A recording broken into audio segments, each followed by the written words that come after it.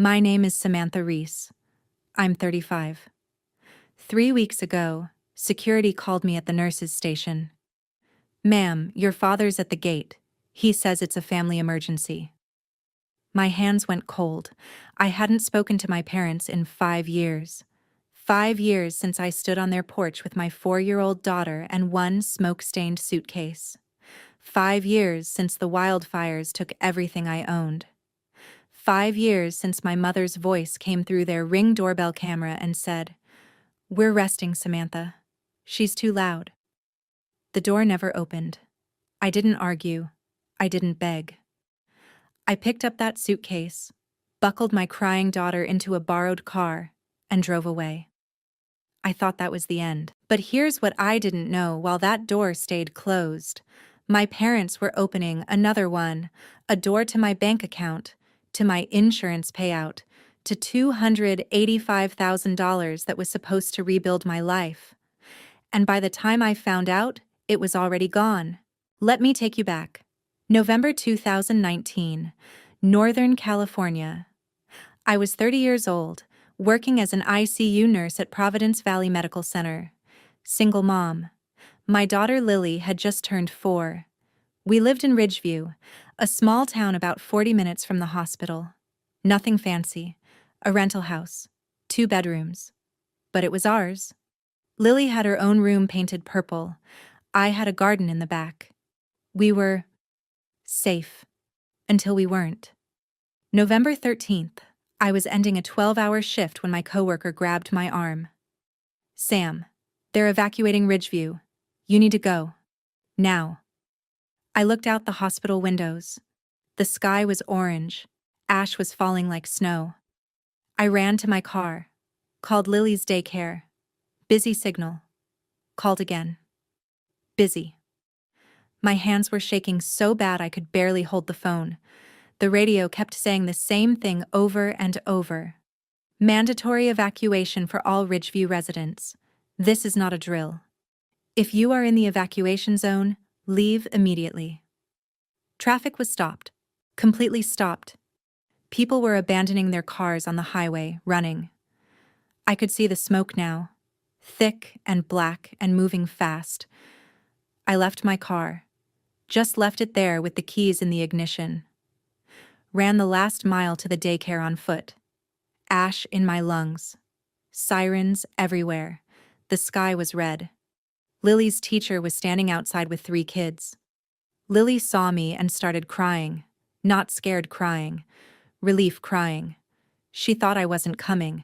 I grabbed her and ran. We made it to the evacuation route. A sheriff's deputy waved us through.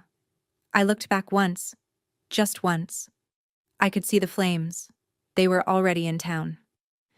We slept in my car that night at a rest stop 2 hours away. Lily kept coughing from the smoke. I held her and watched the news on my phone. By 6 a.m., they were showing aerial footage of Ridgeview. 90% of structures destroyed. I pulled up a map, zoomed in on our street. It was just ash. Gray nothing where our house used to be. Lily woke up and asked, "Mommy, is our house gone?"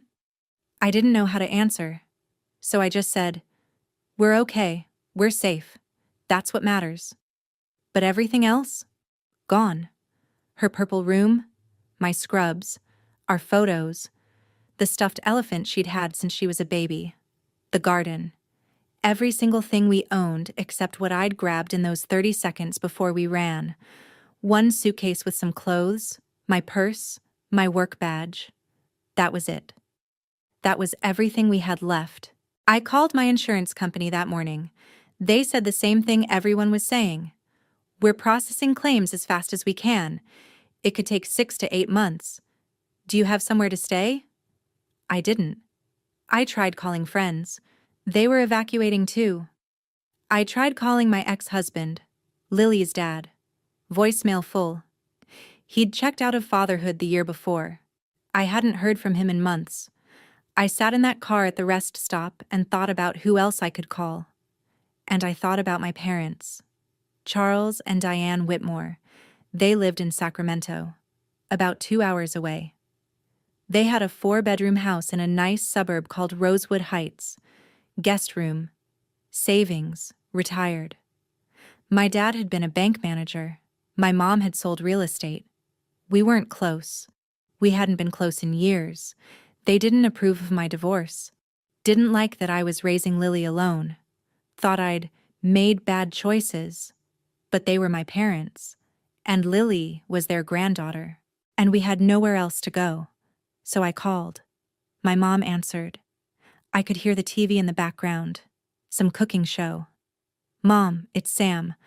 The wildfires hit Ridgeview. Our house is gone. We're okay, but we don't have anywhere to stay. Can we? Oh, Samantha. That tone. That disappointed, inconvenienced tone. How awful. Have you tried FEMA? The shelters are full. I just need a few days. Just until I can figure out. Let me talk to your father. She put the phone down. I could hear them talking. Muffled. Then she came back. Samantha, we're really not set up for house guests right now. Have you called your ex? This really should be between you two. I felt something crack in my chest. Mom, Justin's not in the picture. You know that. I'm asking you, please. Lily's 4 years old. She's scared. We have nowhere to. I understand this is difficult, but we have our own lives. Your father and I are retired. We've earned our peace and quiet. Maybe try a hotel? A hotel? With what money? I hung up. Lily was watching me. Who is that? Nobody, baby. Let's go find us a place to stay. I used a credit card I couldn't afford to use and got a room at a Red Roof Inn, $89 a night. The room smelled like cigarettes and bleach. There was one bed and a pull-out couch that didn't pull out all the way. But it was a roof. We stayed there for 3 days. I picked up shifts at the hospital. They were desperate for staff because half the nurses had evacuated too. Lily stayed in a new daycare 40 minutes away. I was working 16-hour days and sleeping 4 hours a night and spending money I didn't have. On the 4th day, I tried again. I didn't call this time. I drove to their house. It was late, almost midnight. I'd just gotten off shift. Lily was asleep in the car seat. I had that one suitcase in the trunk. It still smelled like smoke. I stood on their porch and rang the doorbell. I could see the Ring camera, the little red light blinking, recording. I could hear movement inside. The porch light was on. They could see me perfectly. Mom, Dad, it's Sam. We need help, just for a few days. Nothing.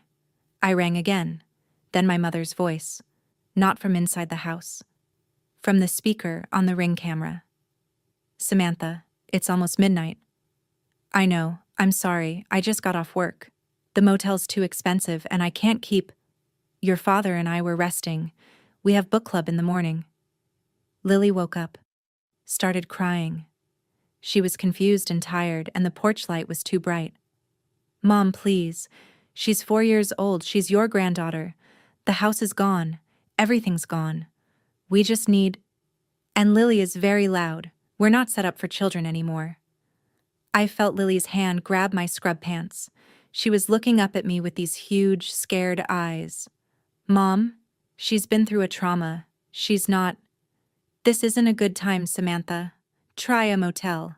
Or maybe call your ex-husband. This is really between you two. We'll talk when things calm down. She's too loud. That's what my mother said. About her 4-year-old granddaughter who just lost everything in a wildfire. Too loud. And then, click. The speaker went silent. I stood there. 30 seconds. Maybe a minute. Waiting for the door to open. Waiting for her to say she was joking. Waiting for anything. The red light kept blinking. Recording. But the door didn't move. Lily pulled on my pants. Grandma doesn't want us? I picked up that smoke-stained suitcase. I picked up my daughter. And I walked back to the car. I didn't knock again. I didn't call again. I didn't cry. I was too tired to cry. I drove us back to the Red Roof Inn, buckled Lily into the pull-out couch that didn't pull out, lay down on the floor because there wasn't room for both of us on the bed, and I made a promise to myself and to my daughter. I would never ask them for help again. What I didn't know, what I couldn't have known while I was lying on that motel room floor, was that they were already helping themselves. To my future. 8 months later.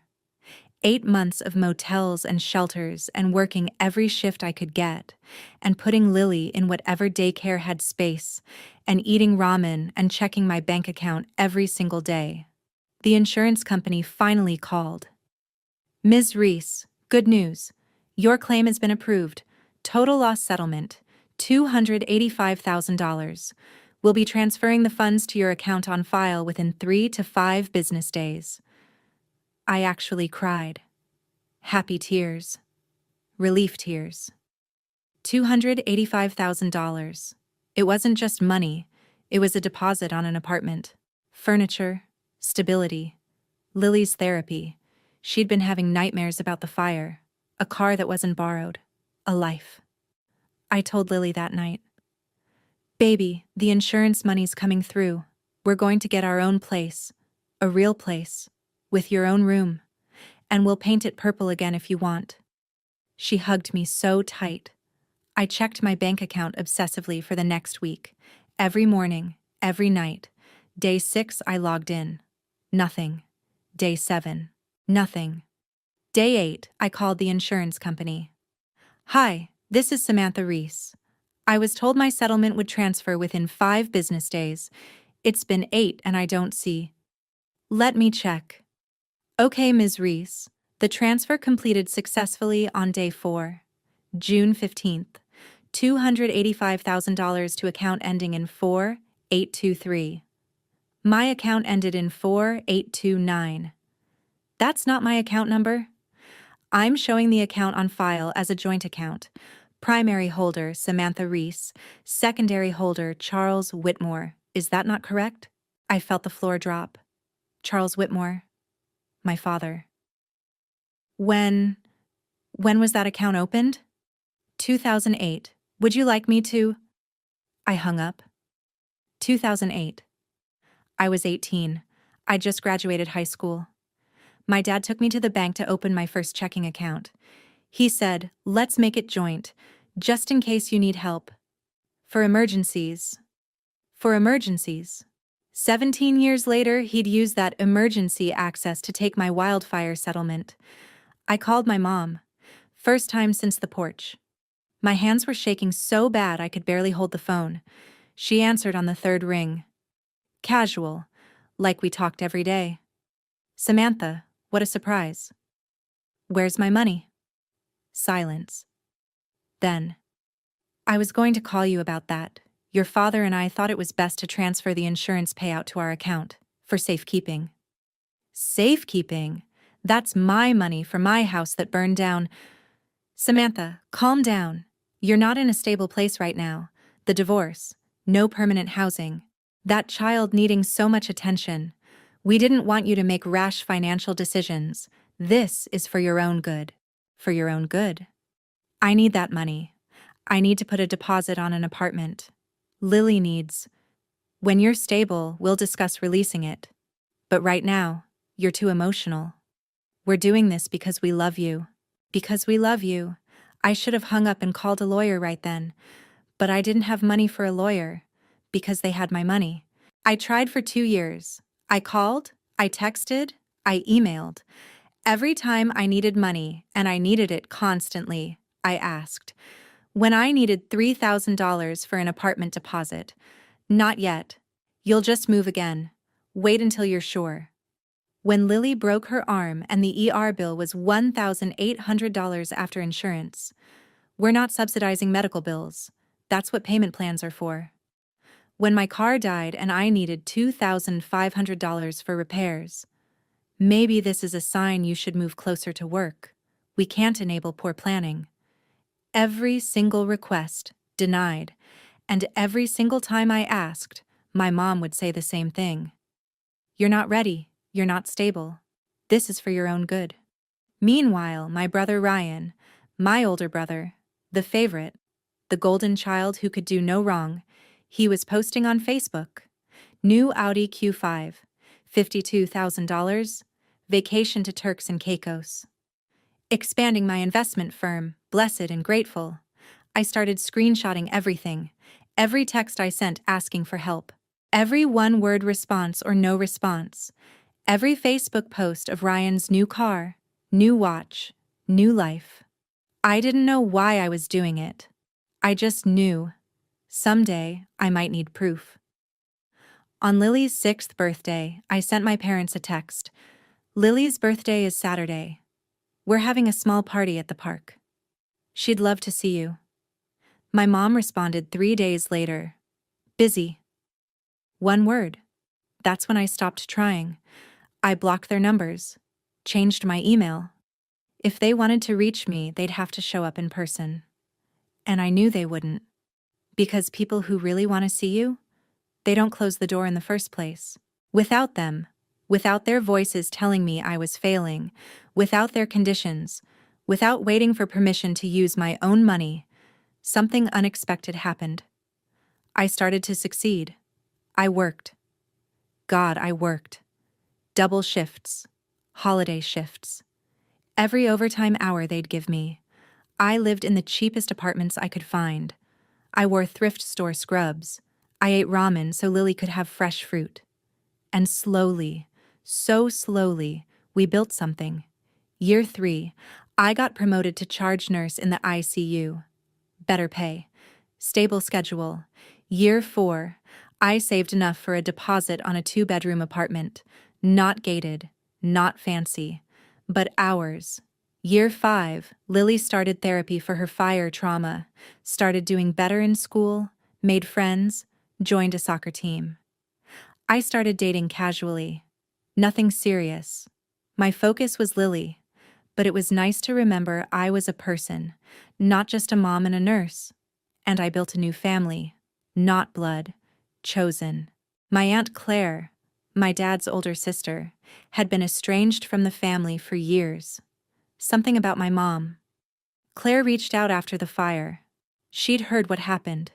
She'd been the one who saved the Ring doorbell footage from that night. She'd sent me $500 secretly. She became Lily's grandma figure. My co-workers who'd watched Lily during those first desperate months. Lily's best friend Emily's parents, who included us in holidays when they realized we didn't have family. We had Thanksgiving dinners, we had birthday parties, we laughed. And you know what? We were happy. I thought I'd moved on. 5 years.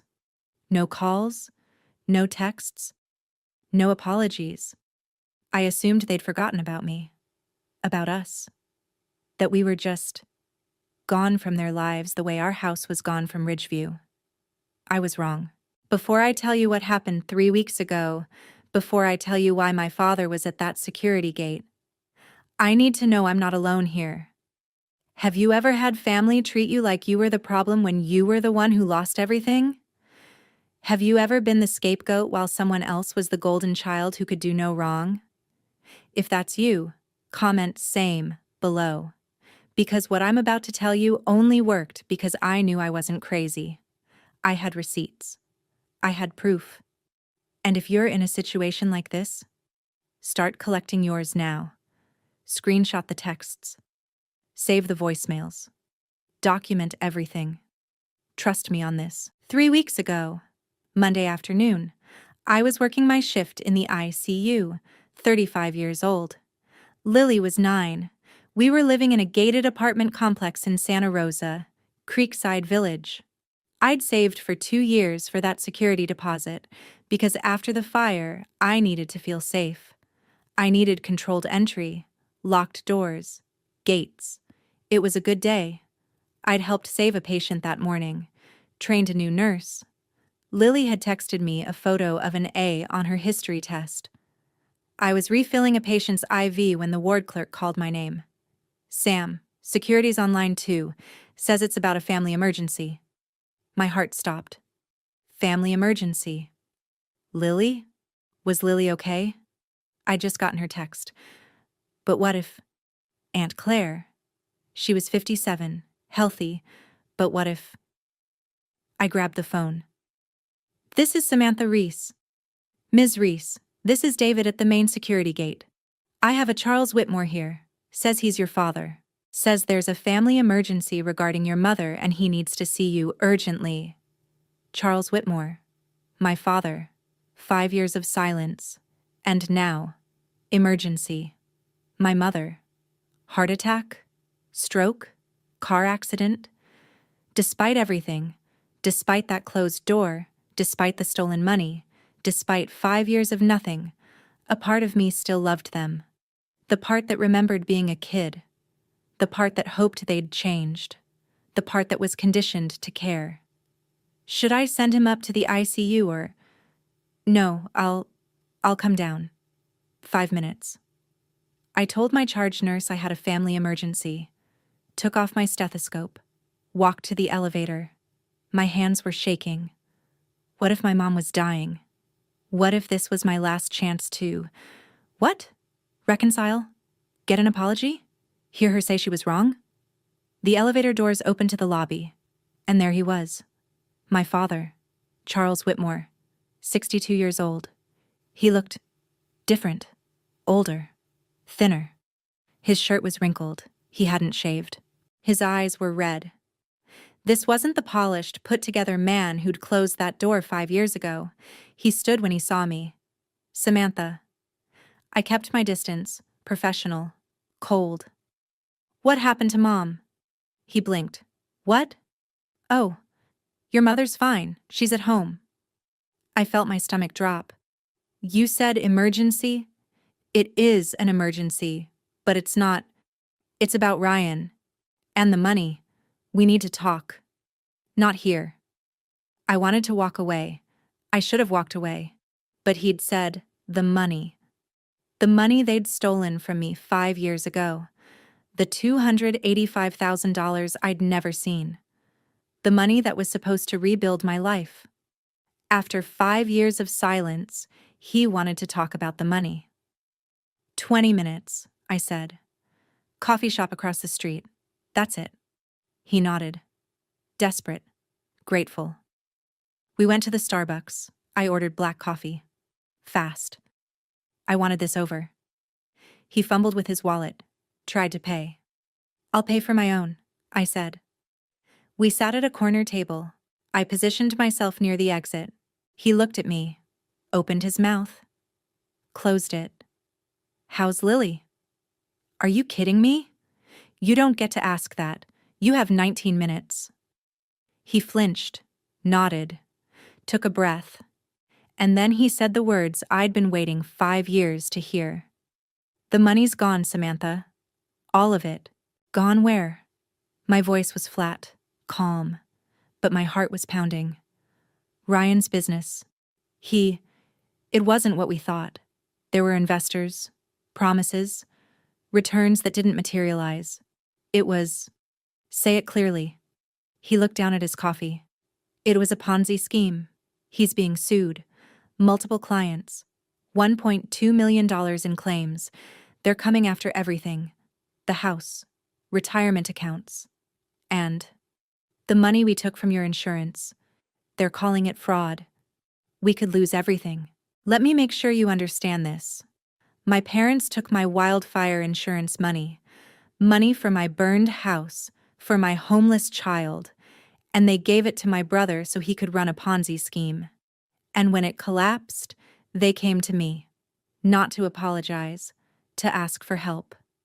We didn't know, my father was saying. Ryan said it was a legitimate investment firm. We introduced him to our friends, church members, your mom's book club. They all invested. And now they've all lost their money and they're suing and... How much of my money did you give him? Most of it. He needed seed capital to attract larger investors. We thought he'd pay it back with returns. We thought, you stole $285,000 from me and gave it to Ryan to run a scam. People were looking now. I lowered my voice. You left your granddaughter homeless. You told me I wasn't stable enough to have my own money. And you gave it to him? My father slid a manila folder across the table. We need you to sign these. An affidavit saying you gifted the money to Ryan willingly, as a family investment. It protects us from fraud charges. It protects the house. If you don't sign, they could take everything. Your mother and I could lose our home. We could face criminal charges. I opened the folder. Legal documents. Affidavit of gift. It said I willingly and knowingly invested $285,000 in Whitmore Financial Consulting as a family loan. This says I knew about Ryan's firm. I didn't even know you'd taken my money until it was gone. It's just wording, legal language. Please, Samantha. We're family. Family helps family. I looked at the man who'd raised me, the man who'd taught me to ride a bike and helped me with homework, and told me he was proud of me when I got into nursing school. The man who'd let his wife close the door on his granddaughter. The man who'd stolen my future to fund his son's fraud. And I said, everything. You said you could lose everything. He nodded. Yes. The house, retirement, everything. Like I did. 5 years ago, when I lost everything. And you watched. His face went white. I stood up, left the folder on the table, and walked out. But I didn't go back to work. I went to the one person who'd witnessed that door. Aunt Claire. I drove straight to Claire's house, called her from the car. Are you home? I need to talk. It's about Charles and Diane. She heard something in my voice. Come over. Now. Claire met me at the door, took one look at my face and pulled me inside. I told her everything. The coffee shop, the documents, Ryan's Ponzi scheme, the $285,000, all of it. She listened, didn't interrupt. When I finished, she said, I wish I was surprised. She went to her filing cabinet, pulled out an envelope. I kept this, from 5 years ago. I thought you might need it someday. Inside, a USB drive. When your parents got that Ring doorbell, they gave me access to the footage, for emergencies. They forgot about it, but I didn't. We plugged it into her laptop. November 14th, 2019, 11:47 p.m. And there it was, me, standing on that porch. Lily clinging to my leg. Both of us covered in ash, that suitcase at my feet. My voice, Mom, please, we have nowhere to go. Lily's face, 4 years old, crying, confused. My mother's voice through the speaker, clear as day. We're resting, Samantha. She's too loud. Try a motel. The video was 3 minutes long. I stood there for 3 whole minutes, waiting, hoping, believing the door would open. It never did. Watching it 5 years later, I saw what I couldn't see then. My mother wasn't protecting her peace.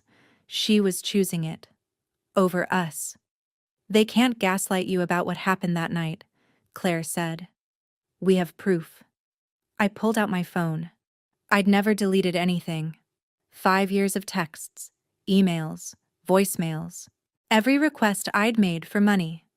April 2020. Need $3,000 for apartment deposit, please. Mom's response. Not ready. June 2020. Lily's medical bill is $1,800. Can you help? Dad's response. Payment plans exist. September 2020. Car died. Need $2,500 for repairs. Mom's response. Poor planning. Every single one. Saved. And next to those texts, screenshots of Ryan's Facebook. May 2020. Excited to launch Whitmore Financial Consulting. 6 months after my insurance payout. July 2020. Photo of new Audi Q5. August 2020. Turks and Caicos Beach photo. Living the dream. December 2021. Expanding the firm. Thanks to my amazing family for believing in me. I'd been eating ramen in a 1-bedroom apartment with my daughter. He'd been living the dream. On my money. Claire looked at the timeline, at the texts, at the ring footage.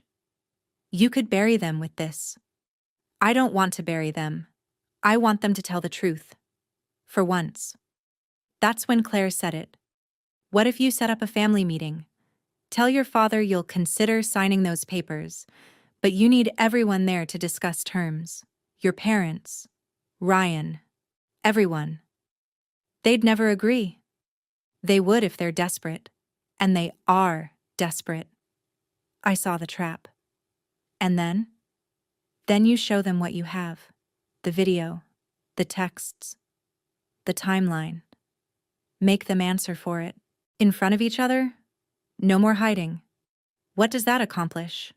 Ryan's victims are going to want to know where their money went, and when they find out your parents funneled your stolen insurance money into his scam, that's not family business anymore. That's fraud. That's conspiracy. I'd been thinking this was just about me, but it wasn't. There were 40+ people who'd lost their savings to Ryan's scheme. People from my parents' church, my mom's book club, retirees. And my parents had used my disaster money to help him scam them. The next day, I contacted an attorney. I used my credit union to take out a small personal loan, $2,500, for a retainer. The lawyer's name was Victoria Hayes. Family law and financial fraud. I explained everything. She listened, took notes.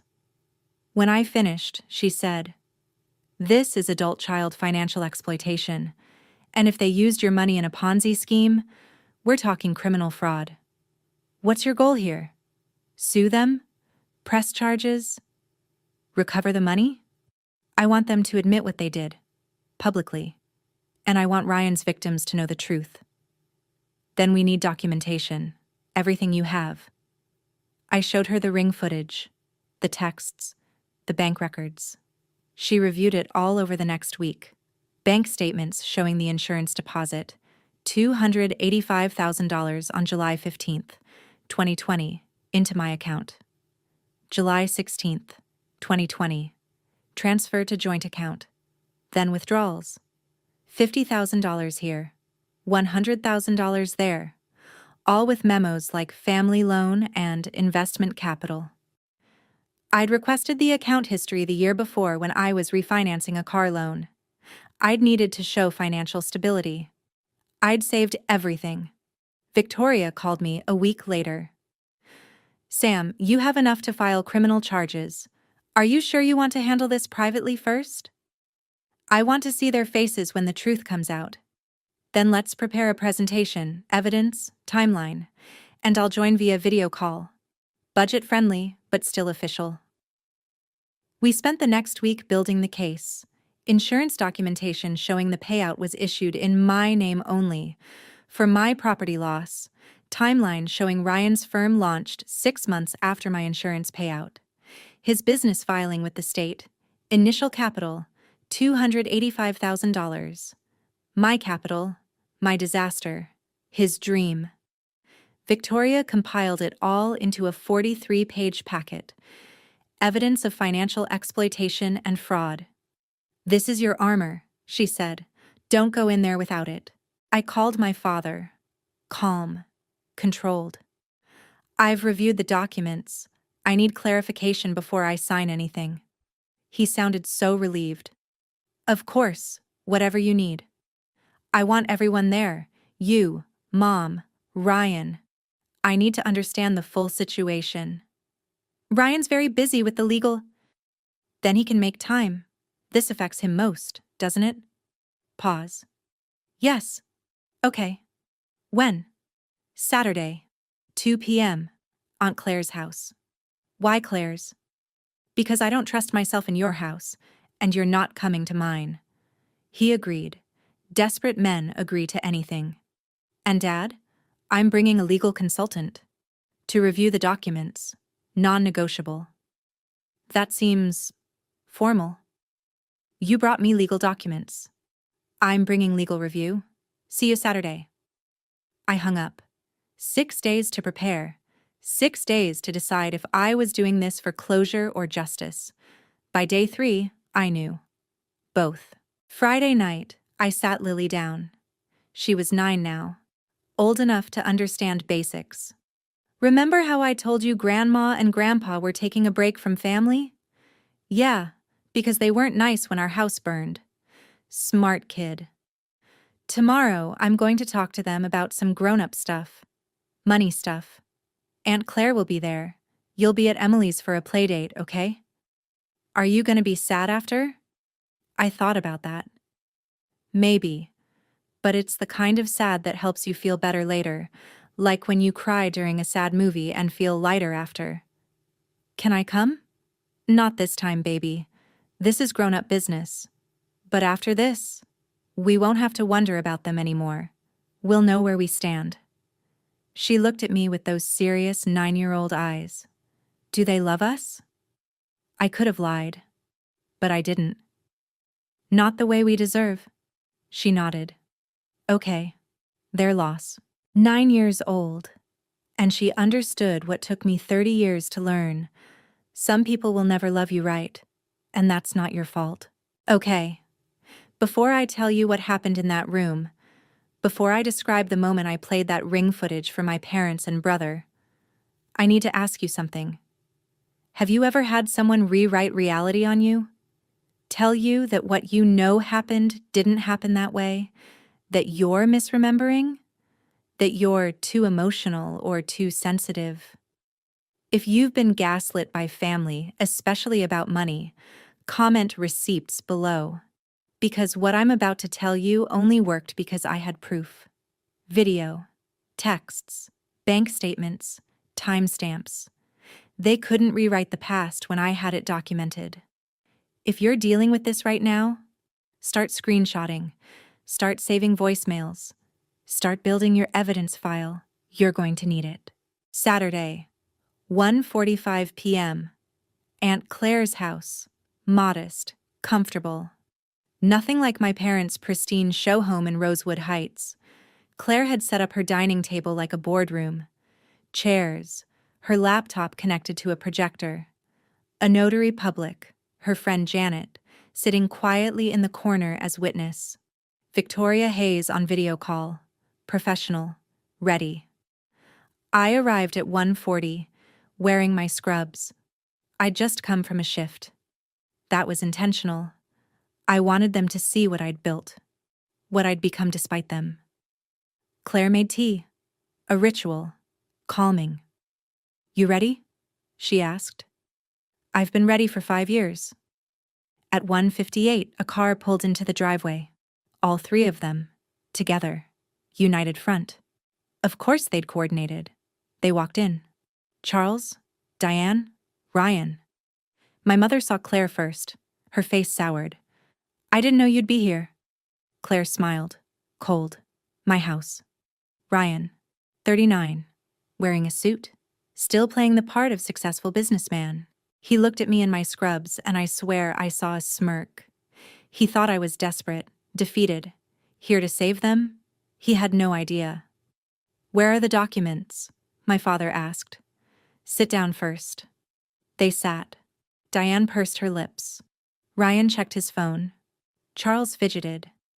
They saw Victoria on the laptop screen. Who's that? Diane asked. Victoria Hayes, legal consultant. She's here to review anything I sign. You brought legal documents. I brought legal review. Ryan looked annoyed. This is a family matter. Funny.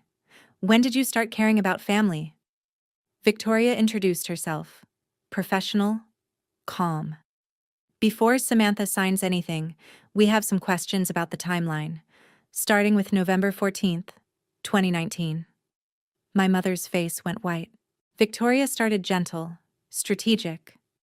Charles, you stated the $285,000 insurance payout was transferred for safekeeping. Can you explain what that entailed? My dad shifted. We were concerned Samantha wasn't in a position to manage that sum responsibly. Based on what criteria? My mother jumped in, always the one to take control. She was living in a motel, with a child. No stability. We were protecting her from making impulsive financial decisions. I sat there, quiet, taking notes. Let them talk. Let them lie. And when did you determine she was stable enough to receive the funds? Victoria asked. My father. We were waiting for the right time. 5 years is quite a wait. Ryan sighed, impatient. Can we move this along? The document's straightforward. She signs, we handle the legal mess, everyone moves on. Victoria ignored him. Ryan, when did you start your investment firm? May 2020. Why? And your initial capital came from? He glanced at my parents, just for a second, but I saw it. Family, personal savings, personal savings. He said it without blinking, like I wasn't sitting right there. Victoria looked at me, nodded. It was time. I stood up. Calm, steady. Before I sign anything, I want to make sure we all remember the same history, because memory can be tricky. I turned the laptop to face them, pressed a button. The projector lit up. November 14th, 2019, 11:47 p.m.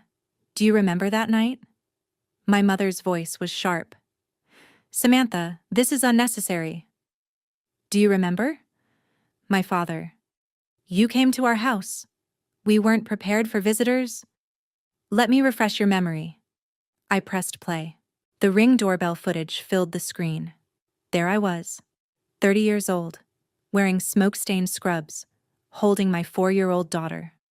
My voice, desperate. Mom, please, the house is gone. We have nowhere to go. Lily, visible, crying, face smudged with ash. Grandma. My mother's voice through the speaker, clear, calm, final. Samantha, it's almost midnight. We're resting. My voice. She's 4. She's scared. The sky was red. My mother. She's too loud. This isn't a good time. Try a motel. 30 seconds of me standing there, waiting, hoping. The door never opening. Me finally picking up that suitcase, walking away. The video ended. Silence. My mother was pale. You recorded that? Claire spoke up. Your Ring doorbell recorded it. I just saved it.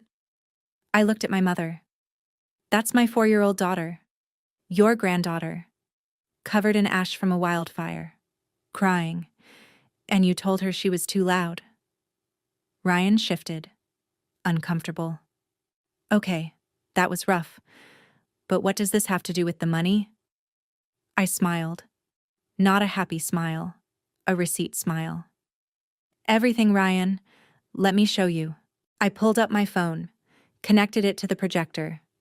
Screenshots filled the screen. After that night, I called you 12 times in 6 months. You answered twice. Let me read you my texts. I read them aloud. December 25th, 2019. Merry Christmas. Lily misses you. We're doing okay. Hope you're well. No response. February 14th, 2020. Lily's birthday next month. Can she see you?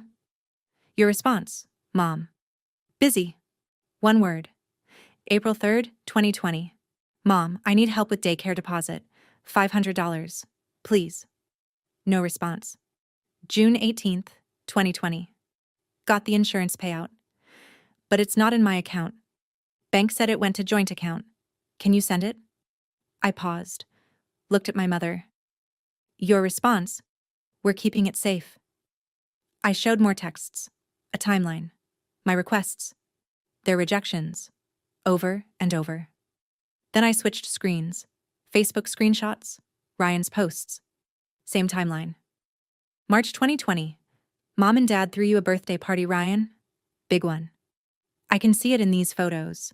That was the same month I was asking for $500 for daycare. July 2020. You posted this photo. New Audi Q5. Caption, blessed. That was the month I asked for $1,800 for Lily's medical bill, and Dad told me payment plans exist. December 2020. Family vacation. You, Mom, Dad. Mexico. I was working double shifts and sleeping on a friend's couch. Ryan's face was red now. I didn't know you were struggling. Yes, you did. Because Mom and Dad told their friends I was unstable, that I'd made bad choices, that I wasn't ready for my own money. You knew. I pulled up the bank statements. July 15th, 2020. Insurance deposit, $285,000. Account ending in 4829. My account. My name only. July 16th, 2020. Transfer, $285,000 to account ending in 4823. Joint account. Added when I was 18. The withdrawals appeared on screen, one by one. July 20th, 2020. Withdrawal, $50,000. Memo. Family loan. August 5th, 2020. Withdrawal, $100,000. Memo. Investment. October 1st, 2020. Withdrawal, $75,000. Memo. Business capital. I looked at Ryan. Your business filing with the state of California, Whitmore Financial Consulting, LLC, established May 2020. Initial capital, $285,000. Victoria spoke from the screen. Professional. Damning. To be clear, the insurance payout issued to Samantha for total loss of her primary residence was transferred to a joint account without her explicit ongoing consent, then systematically withdrawn to fund Ryan's business venture, which we now know was a fraudulent investment scheme. My father started to speak. She was on the account. Victoria cut him off. Being a joint account holder doesn't equal consent for withdrawals of that magnitude, especially when the funds were specifically earmarked for disaster recovery. Ryan stood up. I didn't know it was her money. Sit down. My voice was cold, hard. I'm not done. I pulled up one more screen, split screen, side by side. Left side, my timeline, 2020 to 2024. Living in motel, $89 per night. Working double shifts, pay stubs shown. Denied apartment, credit score too low from medical debt. Car repossession, Lily's ER bill, $1,800. Unpaid, sent to collections. My requests for help. $3,000 deposit, $1,800 medical, $2,500 car repair. All denied right side. Ryan's timeline, 2020 to 2024. Audi Q5, $52,000. Turks and Caicos vacation, $8,000. Downtown office lease, $4,500 per month. Country club membership, $15,000 per year. Rolex. Instagram post, $12,000. Victoria spoke. While Samantha was being denied $3,000 for housing, Ryan was spending $52,000 on a luxury vehicle. With her money. I looked at my parents. My voice was shaking now. First real emotion breaking through. I asked you for $1,800 to pay my daughter's medical bill. You said no. You told me I needed to budget better. And that same month, Ryan posted a photo of a $12,000 watch. I was choosing between food and rent, and he was choosing between European vacations. My mother started crying. Not sorry crying, caught crying. We did what we thought was best. And I lost it. I was standing now, voice cold but shaking. Best for WHO? You closed the door on your granddaughter because she was too loud. She was 4. She'd just lost everything she owned, and you couldn't be bothered. I pointed to the frozen image from the ring footage. Lily's crying face. You took my disaster money. Money meant to rebuild my life after a wildfire. And you gave it to him so he could play businessman. And when his scam collapsed, you came to me. For help. I looked at my father.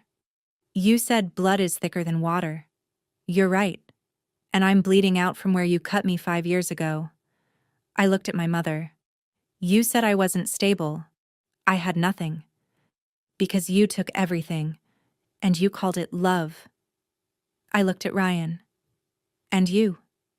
You sat across from me at that coffee shop and said personal savings. You're a liar. And a thief. Because Mom and Dad introduced you to their church friends as our son who rebuilt after his sister's tragedy. You used my fire as your origin story. Don't you dare lie to me now. Ryan had no response. None of them did. I said quietly, "You didn't close the door because you were resting. You closed it because you didn't care, and I will never forgive that." Victoria cleared her throat. "Now, let's discuss what happens next." Victoria's voice was calm, legal, final. "Here's where we are. Samantha has enough evidence to file a civil suit for conversion of funds. That's a minimum $285,000 claim, plus 5 years of interest and emotional damages. We're looking at over $400,000. My father went white. "We don't have $400,000. "I know. Ryan's victims took it. Which brings us to criminal matters. Insurance fraud, conspiracy to commit fraud, elder financial abuse in reverse, adult child exploitation. The DA would be very interested in this timeline." My mother looked at me. "You'd send your own parents to jail?" I looked back at her.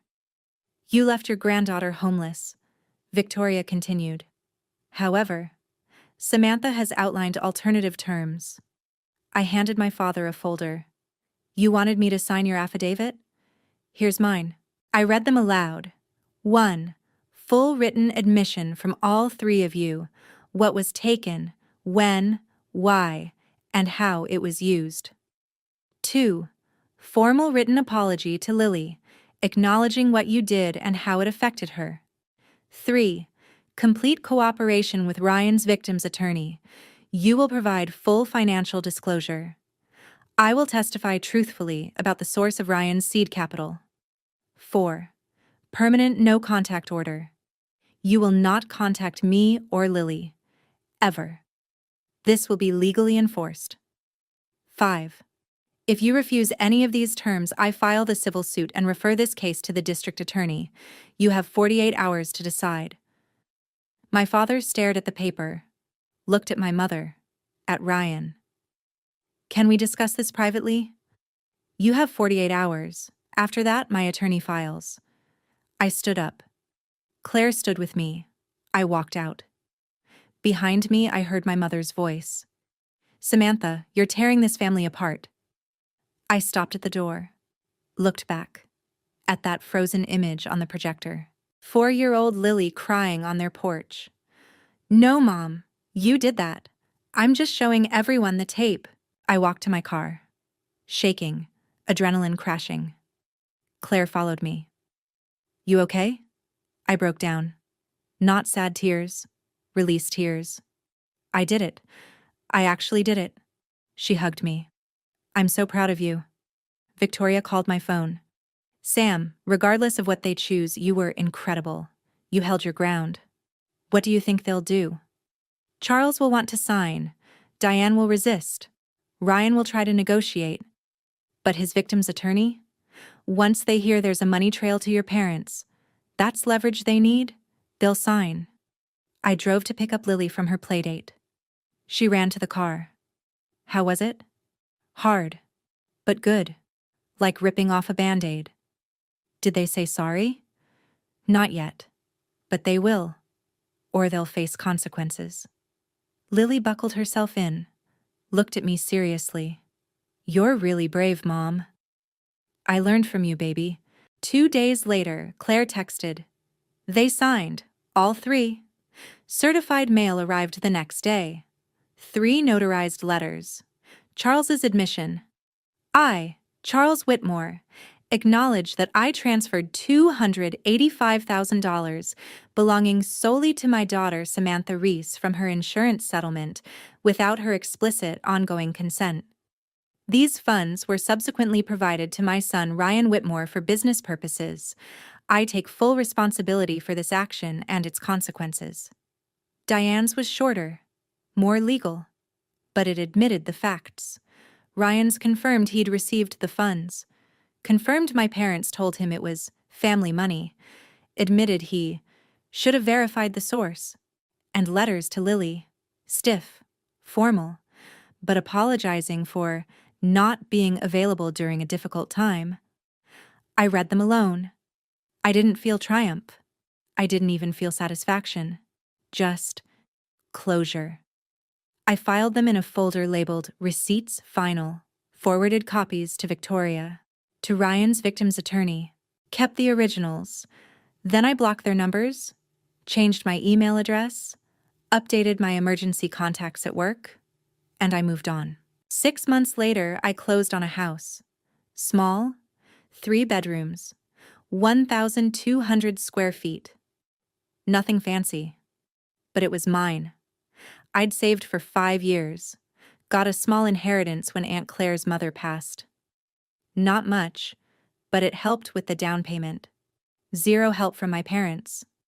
Move-in day, Lily ran through the rooms choosing her room. I stood in the doorway. Literal doorway. This door was mine, and it opened. Claire came over with a housewarming gift, a new doorbell. Not ring, just a regular one. "So you can hear people knock," she said, "and choose who comes in." I laughed. Real laughter.